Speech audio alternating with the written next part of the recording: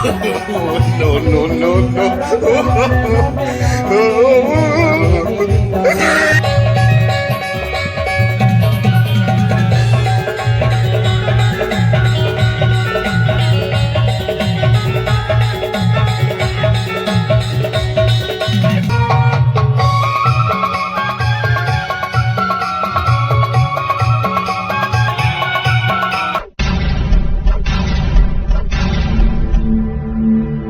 दोस्तों नमस्ते, राम राम, जय राम जी। भाइयों बहनों, कैसे हो भैया आप लोग? उम्मीद करते हैं आप लोग मस्त होंगे।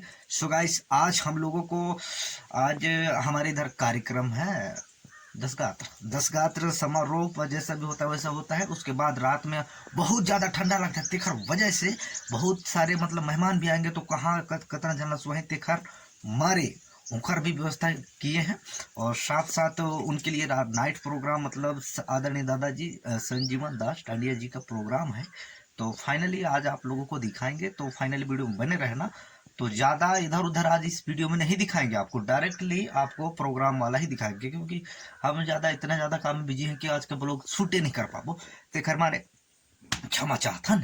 तो चलिए तुम्हारा दिखाथन भैया कि आज के वीडियो किस तरह रहे। लास्ट में मिलूँ मैं, और वीडियो अच्छा लगी तो पूरा देखना, और लगी तो लाइक भी करना। अच्छा, और चैनल अभी तक सब्सक्राइब नहीं करे होता वो कर दो, सब्सक्राइब कर दो, ठीक है। तो चलिए फिर वीडियो देखो, और फिर मैं मिलूंगा बाद में। और बचा दिला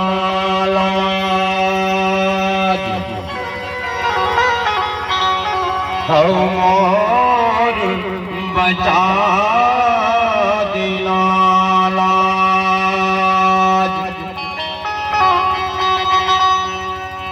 खोला खोला के वर मणिया के देवी दरत पर हम आए। खोला खोला के वर मणिया के देवी दरत पर हम आए।